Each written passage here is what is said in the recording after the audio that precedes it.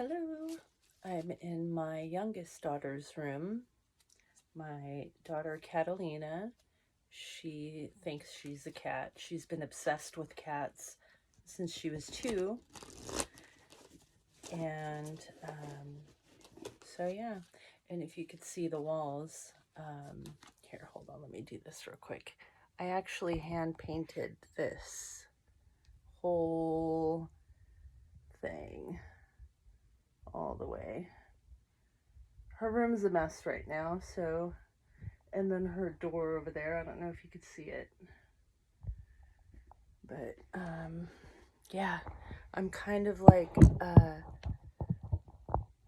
Jane of all trades. I don't want to say Jack because I don't have a dick, but you know, I do get a pair of balls that grow out sometimes.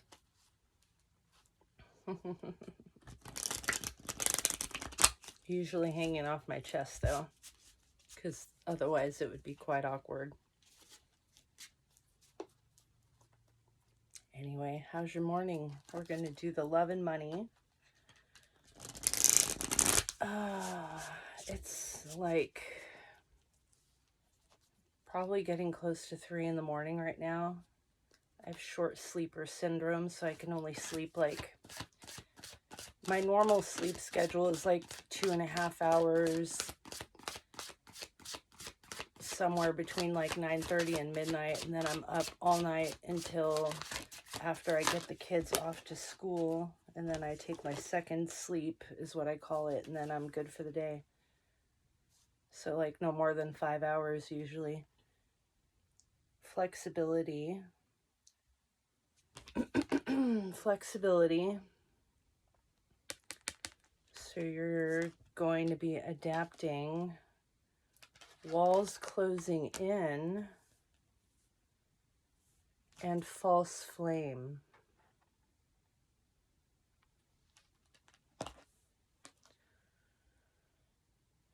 Someone is trying to get you to lower your guard because they really want to get back into your good graces, but you are like, fuck that shit. I can see this coming a mile away. Huh. Someone's making a comeback, it seems. Promotion channel. Random thoughts and signs of progress guide you upward. Numbers appearing. So you're moving on. You're done. You're like, I'm done. And I'm going to guess that like things have started to show improvement in your life once you got past the whole, breakup, all that shit, all the roller coaster of emotions, all the back and forth that you go, the doubt, the did I make a mistake, like, the psychological steps that everybody goes through.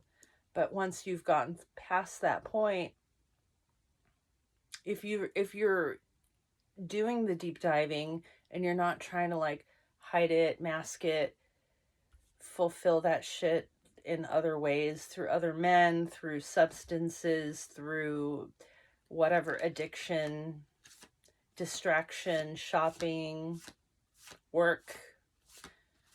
But once you get past that point and you really get to the root of everything and you see the truth, you become like at peace, and things start getting better in your life, even if they are not materialistically coming to fruition. Your internal vibration is more steady and calm and confident and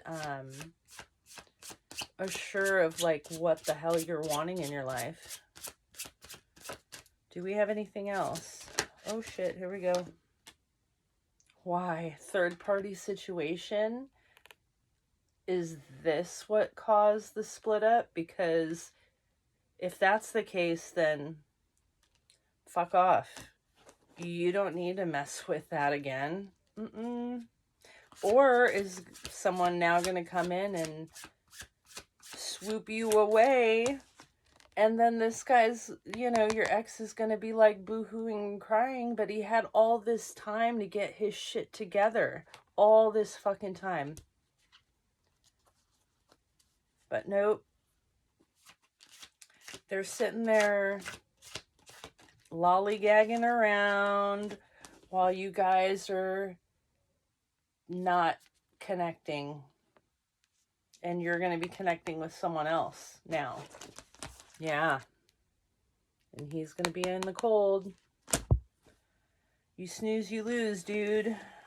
Do not believe that any person of worth is going to sit around and wait for your ass. That ain't going to happen. There's always someone better than you that's going to come and just... And just like us, like, we can't be so cocky to believe that we are irreplaceable as well. We need to be on our P's and Q's. We need to get on top of our shit and make sure we're always, like, checking ourselves. And this is one thing I always say, like, right off the bat when I get into a relationship with someone, you have to be brave enough to check me. Like, do it in a loving way. Don't be a dick. Don't be an asshole. But just be very direct, straight to the point, very matter of fact, like, lay it out, like, you know, professionally. That's how I like to communicate, you know?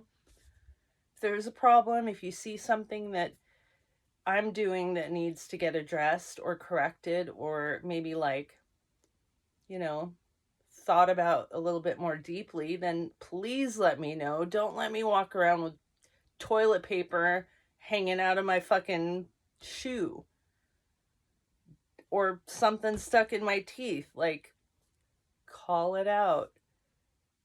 We all should be comfortable with wanting to receive that kind of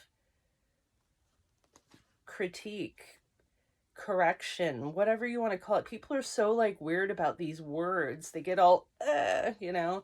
I love this shit. Please let me know how I can improve myself. Because if you're seeing something that I don't, I really want to know your perspective so I can figure that out and, like, master that. I don't know. And that's the kind of mindset that brings good energies together, not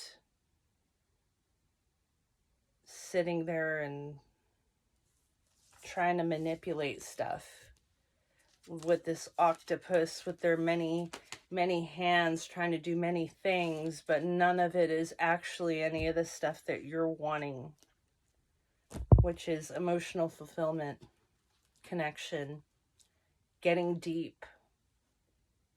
People don't know how to do that in this world, I swear. Anyway, I don't want to go on a rant, and I'm going to stop this here.